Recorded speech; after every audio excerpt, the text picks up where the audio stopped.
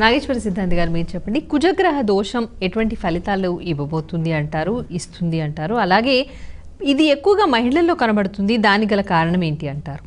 కుజుడు భూపుత్రుడు. అంటే ఈ మధ్య కాలంలో చాలామంది మీరు అన్నట్లు వివాహం కాని వాళ్ళంతా కుజదోషం అంటూ చాలా భయపడుతున్నారు కూడా.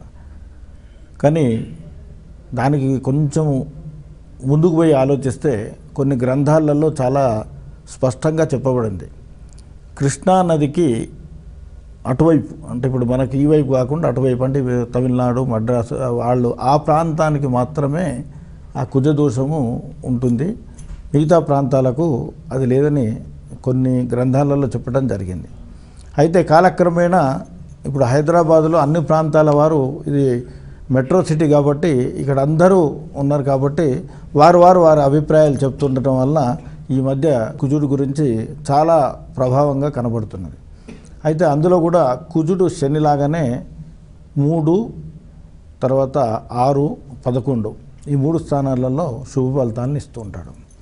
అయితే జాతకంలో కుజదోషం, కుజగ్రహం 3, 6 తర్వాత 11 స్థానాలలో శుభ ఫలితాన్ని ఇస్తుంటాడు. అవి కాకుండా చతుర్థము, 4వ స్థానము, సప్తమ స్థానము, అష్టమ స్థానము, తర్వాత ద్వాదశ స్థానము, జన్మస్థానం, ఈ స్థానాలలో ఉన్నప్పుడు కుజదోషం ఉంటుంది, వివాహము ఆలస్యంగా జరుగుతుంది అనేటువంటి ఆ దోషం గురించి చెప్పడం జరుగుతుంది.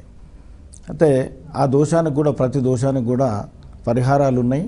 దానికి ముఖ్యంగా చాలామంది ఈ మధ్యలో కాళహస్తికి వెళ్తుంటారు. కాళహస్తి కాకుండా కూడా ఈ మధ్యకాలంలో త్ర్యంబకేశ్వర్, అక్కడ జ్యోతిర్లింగం ఉంది, అక్కడ కూడా మంచి ఫలితాలు వస్తున్నాయండి వెళ్ళే వారికి. అది కొంచెం ఇక్కడ పూజలు చేయించాలంటే ఖర్చుతో కూడుకున్న పని కాబట్టి, అక్కడ స్థాన బలం ఉంది కాబట్టి అక్కడి క్షేత్ర మహిమ వలన చాలా శుభ ఫలితాలు వస్తున్నాయి.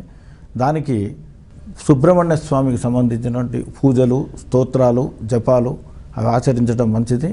వీటితో పాటు అమ్మవారికి వీలైనంత మట్టుకు అర్చన, తర్వాత ఇంకా వీలైతే వారు హోమాదులు కూడా చేస్తే చాలా బాగుంటుంది. ఇవన్నీ కాకుండా కూడా అన్నిటికంటే గొప్ప మనకు శంకరుడు. ఆ శంకరుడిని తలుచుకొని మనం అభిషేకాలు చేస్తూ మంగళవారం రోజు ఉపవాసం ఉండి దానికి సంబంధించినటువంటి దానాలు, అదే ప్రతిరోజు కుజగ్రహ కవచము, స్తోత్రము, వీలైతే జపం కూడా చేస్తే తప్పకుండా వారికి శుభ ఫలితం వస్తుందండి. బాగుందండి, చాలా చక్కగా చెప్పారు.